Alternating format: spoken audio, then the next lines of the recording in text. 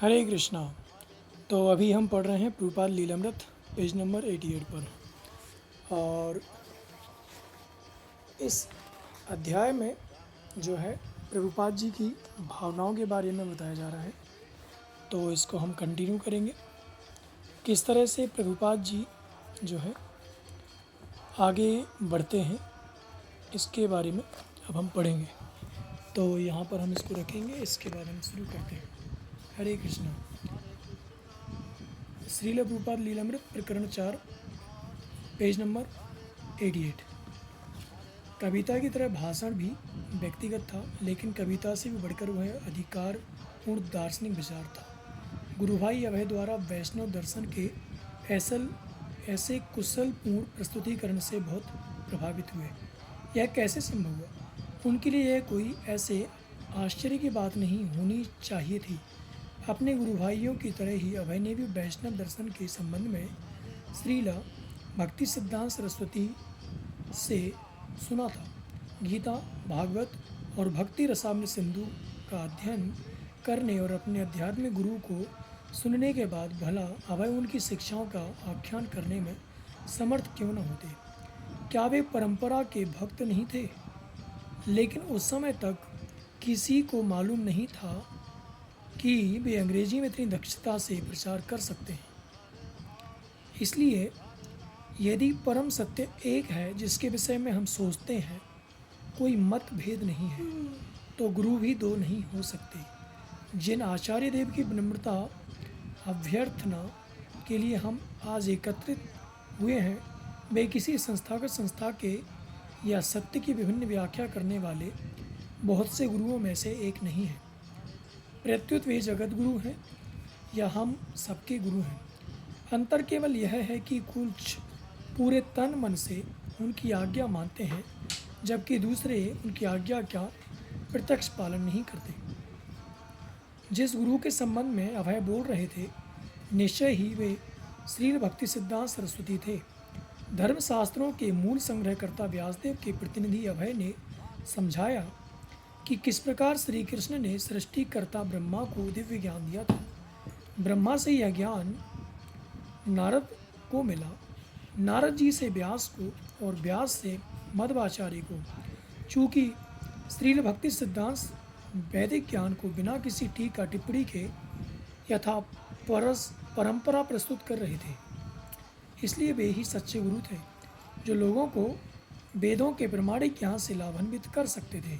अभय ने कहना जारी रखा, सज्जनों, हमारा ज्ञान इतना अधूरा है, हमारी इंद्रियां इतनी अपूर्ण हैं, हमारे साधन इतने सीमित हैं कि हमारे लिए परम धाम का रंच मात्र भी ज्ञान प्राप्त करना संभव नहीं है, जब तक कि हम श्री व्यासदेव या उनके सच्चे प्रतिनिधि के चरण कमलों में अपने आप को समर्पित ना कर दें। अभय ने व्याख्या की कि भारत को इस विज्ञान की प्राप्ति हजारों वर्षों से है, और यह ज्ञान यद्यपि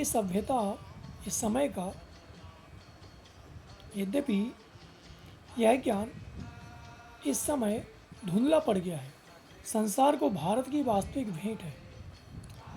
तो हमें निष्कर्ष निकालना पड़ेगा कि वर्तमान युग में जो अंधकार है वह भौतिक उन्नति के अभाव के कारण नहीं है, वरन इसलिए है कि वह हमारी अपनी आध्यात्मिक उन्नति का सूत्र खो बैठे हैं, जो मानव जीवन की प्रथम आवश्यकता और सर्वोच्च प्रकार की सभ्यता की कसौटी है।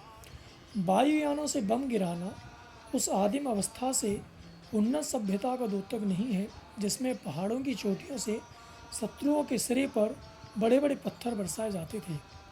नई मशीन गनों और विषैली गनों के आविष्कार से पड़ोसियों को मारने की कला में सुधार को हम उस आदिम बर्बरता से आगे की उन्नति नहीं कह सकते, जो धनुष्बाण से जान लेने की दक्षता पर गर्व करती थी। ना ही पुष्ट स्वार्थपरता की भावना के विकास से बौद्धिक पशुता के अतिरिक्त और कुछ सिद्ध होता है। अतः जब अन्य लोग अभी तक ऐतिहासिक अस्तित्व के पेट में थे, भारत के ऋषियों ने एक विभिन्न प्रकार की सभ्यता का विकास किया, जो हमें स्वयं को जानने में समर्थ बनाती है। उन्होंने अन्वेषित किया कि हमारा अस्तित्व निरा भौतिक नहीं है, वरन हम आध्यात्मिक, स्थायी और परम सत्ता के अविनश्वर सेवक हैं। भाषण जारी रहा। दुर्नियोजित मानव जीवन के भयंकर परिणामों का और बार बार के जन्म और मृत्यु के दुखों का वर्णन करते हुए अभय ने आध्यात्मिक गुरु के सामने समर्पित होने की आवश्यकता पर बार बार बल दिया। उन्होंने मिथ्याभासी भौतिकतावादी दार्शनिकों, नास्तिक राजनीतिज्ञों और अंधे इंद्रिय पुस्तकों की निंदा की। बार बार उन्होंने भगवान के सच्चे भक्तों के सेवक के रूप में आत्मा की स्वाभाविक और उत्कृष्ट स्थिति की ओर संकेत किया। अपने आध्यात्मिक गुरु के 2 वर्ष पुराने दीक्षित शिष्य अभय ने अपनी ओर संकेत करते हुए कहा, सज्जनों, दिव्य ज्ञान के लिए यद्यपि हम लोग भोले बालकों की तरह हैं, तथापि कृष्ण कृपा मूर्ति मेरे गुरुदेव ने मिथ्या ज्ञान के अवेजी अंधकार को नष्ट करने के लिए हमारे अंदर ज्ञान की चिंगारी प्रज्वलित कर दी है और हम इतने सुरक्षित हैं कि मायावादी विचारधारा के चाहे कितने भी दार्शनिक तर्क हों, वे हमें कृष्ण कृपा मूर्ति के चरण कमलों के शाश्वत आश्रय से रंच मात्र भी विचलित नहीं कर सकते। और हम इस महत्वपूर्ण विषय में मायावादी विचारधारा के बड़े विद्वानों को चुनौती देने के लिए तैयार हैं।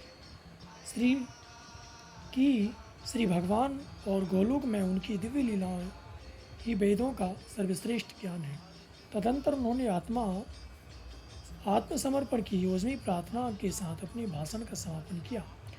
व्यक्तिगत रूप से मुझे कोई आशा नहीं है कि अपने जीवन के आगामी करोड़ों जन्मों में मैं श्री भगवान की प्रत्यक्ष सेवा का कोई अवसर पाऊं, किंतु मुझे विश्वास है कि किसी न किसी दिन उस माया के कीचड़ से मेरा उद्धार करेगा जिसमें इस समय मैं जकड़ा हुआ हूँ। अतएव सच्चे मन से मैं अपने देव स्वरूप गुरु के चरण कमलों में निवेदन करता हूँ कि अपने पूर्व दुष्कृत्यों के लिए मेरा भोग्य है उसे मुझे भोगने दिया जाए, किंतु इस अनुभूति की मुझे शक्ति प्राप्त हो कि परम श्री भगवान के एक तुच्छ सेवक के अतिरिक्त मैं कुछ नहीं हूँ। उन परम श्री भगवान की जिनके प्राप्ति देव स्वरूप गुरुदेव की दया से ही संभव है, इसलिए अपनी समस्त विनम्रता के साथ मैं अपने चरण कमलों को नमन करता हूँ। अपनी कविता और भाषण दोनों को उन्होंने द हार्मोनिस्ट में प्रकाशन के लिए दिया। उस पहली कविता के प्रकाशन से ही अंग्रेजी के सक्षम लेखक के रूप में उनका नाम हो गया। द हार्मोनिस्ट के संपादक स्वामी भक्ति प्रदीप तीर्थ ने उन्हें कवि की उपाधि दी। अभय के कुछ गुरु भाइयों ने भी यह नाम पकड़ लिया और वे उन्हें कवि कहने लगे। उनमें से अधिकतर यहाँ तक कि सन्यासी भी अंग्रेजी में उतने योग्य नहीं थे, किंतु अभय कोई साधारण व्यक्ति नहीं थे। वे इस बात को सराह रहे थे कि कविता व्यक्तिगत थी, जो अभय द्वारा एक सच्चे गुरु की स्वीकृति और उनकी पूजा और त्यजन्य प्रसन्नता से उद्भूत थी। साथ ही धर्मशास्त्रों के निष्कर्षों का उसमें दृढ़ता से व्यक्त किया गया था। अभय को श्री व्यास पूजा अभिनंदन का वास्तविक गौरव उस समय मिला जब उनकी कविता श्रील भक्ति सिद्धांत सरस्वती तक पहुंची और उससे उन्हें प्रसन्नता हुई। उसके एक पद से श्रील भक्ति सिद्धांत को इतनी प्रसन्नता हुई कि उन्होंने उसे सभी अतिथियों को दिखाया। परमेश्वर हैं, इंद्रिय अनुभूति से युक्त सिद्ध किया है आपने। निर्विशेष निराकारवाद की विपत्ति का निराकरण किया है आपने।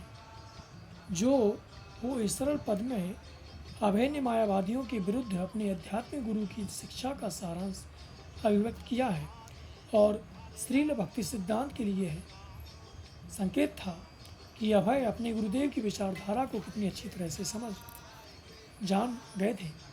अभय आह्लादित हो उठे जब उन्होंने सुना कि कविता के इस पद से उनके आध्यात्मिक गुरु को प्रसन्नता हुई है। अभय के गुरु भाई ने अभय की इस कविता की तुलना रूप गोस्वामी की एक कविता से की, जिसमें उन्होंने भगवान श्री चैतन्य के उस आंतरिक चिंतन का वर्णन किया जिसके कारण वे भावातिरेक की दशा को प्राप्त हो गए थे। श्रील भक्ति सिद्धांत सरस्वती को लेख भी बहुत पसंद आया और उन्होंने उसे अपने कुछ विश्वस्त भक्तों को दिखाया। द हार्मोनिस्ट के संपादक को उन्होंने आदेश दिया, वह जो कुछ लिखे उसे प्रकाशित करो। अभय के विचार से यह स्वाभाविक था कि व्यवसाय में उनके बहुत से विरोध या प्रतिद्वंदी हों यह सफलता का लक्षण था, किंतु बम्बई की प्रतिद्वंदिता से उन्होंने धनाढ्य बनने का एक और अच्छा अवसर खो दिया। स्मिथ इंस्टीट्यूट में अभय के निरीक्षक का लड़का उनका शत्रु बन गया। पिता और पुत्र दोनों ने स्मिथ इंस्टीट्यूट के अधिकारियों से शिकायत की कि अभय चरण द स्मिथ लेबोरेटरी की वस्तुओं के संस्थान पर अपनी निजी लेबोरेटरी की वस्तुओं के विक्रय को आगे बढ़ा रहे हैं। इस षड्यंत्र के कारण अभय स्मिथ इंस्टीट्यूट में अपना स्थान खो बैठे और उनके निरीक्षक ने अपने लड़के को उनके स्थान पर नया एजेंट बना दिया। अभय को फिर आत्मनिर्भर बनना पड़ा। बम्बई में अपने साथी सन्यासी गुरु भाइयों की सहायता में लगे हुए अभय को गवालिया टैंक रोड पर एक 2 मंजिला मकान किराए पर प्राप्त था। हर एक सहमत था कि वह केंद्र के लिए उपयुक्त था। अभय ने किराए की व्यवस्था की, मकान की मरम्मत कराई और सन्यासियों को उसमें ले जाकर बसाया। ऐसा लगता था कि अभय के सभी आध्यात्मिक प्रयत्न तो सफल हो जाते थे, किंतु व्यावसायिक प्रयत्नों को बार बार विफलता का मुंह देखना पड़ता था।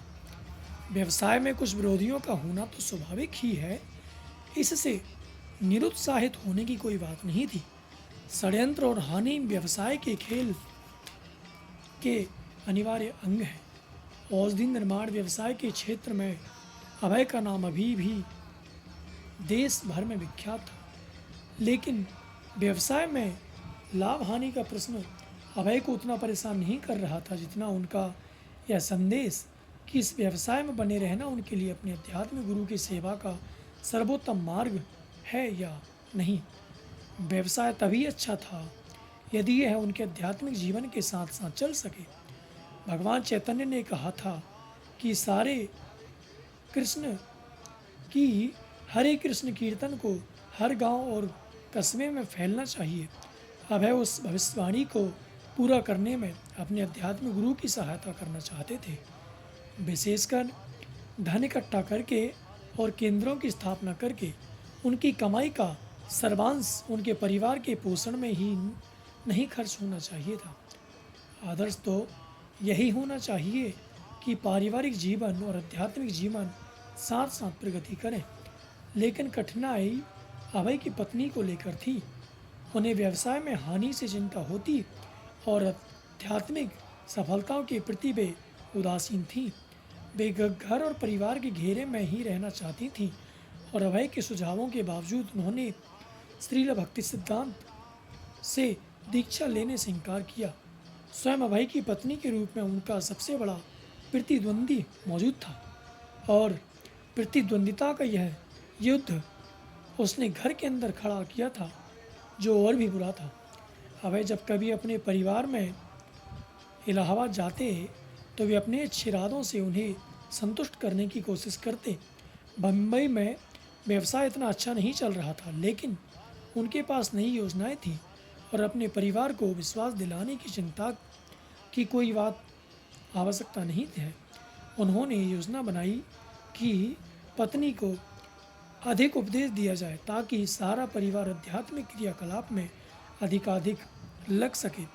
वे चाहते थे कि अतिथियों को आमंत्रण किया जाए, भगवद गीता और श्रीमद् भागवतम पर चर्चाएं हों, कीर्तन किया जाए और प्रसाद बांटा जाए। वे अपने आध्यात्मिक गुरु और गुरु भाइयों की तरह प्रचार कार्य में प्रवृत्त होना चाहते थे। यह कार्यक्रम ऐसा नहीं था कि कोई सन्यासी या ब्रह्मचारी आकर उसकी अध्यक्षता करे। अभय स्वयं ही यह कर सकते थे। आदर्श परिवार का यह दृष्टांत हो सकता था, लेकिन राधा रानी उनके सामने झुकने को तैयार नहीं थी। उनका उपदेश सुनने के लिए आने के स्थान पर वे बच्चों के साथ चाय पीती हुई दूसरे कमरों में बैठी रहती। मुंबई में अभय श्रीधर महाराज और भक्ति सारंग गोस्वामी के संपर्क में आए। ये दोनों सन्यासी ऊंचे दर्जे के विद्वान थे। श्रीधर महाराज शास्त्रों में पारंगत होने के कारण सम्मानित थे और भक्ति सारंग गोस्वामी का नाम उनके अंग्रेजी में लिखने और भाषण देने के कारण था। कभी कभी अभय अपनी अनुभूतियों के संबंध में उनसे विचार विमर्श करते अभय ने अपने आप भी शास्त्रों का अध्ययन किया, जिनमें उनके आध्यात्मिक गुरु और पहले के आचार्यों द्वारा गीता और श्रीमद् भागवतम पर लिखी गई टीकाएं सम्मिलित थीं। विश्वनाथ चक्रवर्ती ठाकुर द्वारा भगवद गीता अध्याय 2 श्लोक 41 की टीका का अध्ययन करते हुए उन्होंने पढ़ा कि शिष्य के लिए उसके आध्यात्मिक गुरु का आदेश उसके प्राण और आत्मा सदृश है। इन शब्दों का अभय पर गहरा प्रभाव हुआ। श्रील भक्ति सिद्धांत सरस्वती के आदेश के पालन की उनकी इच्छा शक्ति को इससे बड़ा बल मिला और श्रीमद् भागवत के 10वें स्कंद के 88वें अध्याय में उन्हें एक ऐसा श्लोक मिला जिसमें भगवान श्री कृष्ण की उक्ति से वे चमत्कृत हो उठे। यस्याहम अनुगृह्यामि हरिष्ये तद धन शनै शनै ततो धनम त्यजन्तस्या स्वजना दुख खा दुखितम। जब मैं किसी पर अनुग्रह करता हूँ तो धीरे धीरे उसकी भौतिक संपत्ति का हरण कर लेता हूँ, तब उसके स्वजन उसके दुख दग्ध निर्जन मानव समझकर उसका परित्याग कर देते हैं। इस श्लोक को पढ़कर अभय काँप गए। यह मानो उन्हीं के लिए हो, लेकिन इसका आशय क्या था? क्या इसका आशय यह था कि कृष्ण मेरी सारी संपत्ति ले लेंगे? उन्होंने सोचा, उस समय क्या सचमुच यही हो रहा था? क्या इसलिए व्यवसाय संबंधी उनकी सारी योजनाएं विफल हो रही थी? उन्होंने श्लोक के अर्थ के विषय में श्रीधर महाराज से चर्चा की। श्रीधर महाराज ने पुष्टि की कि हाँ, जो कुछ हो रहा था वह शायद भगवान श्री कृष्ण और उनके बीच बढ़ते संबंध का परिणाम था।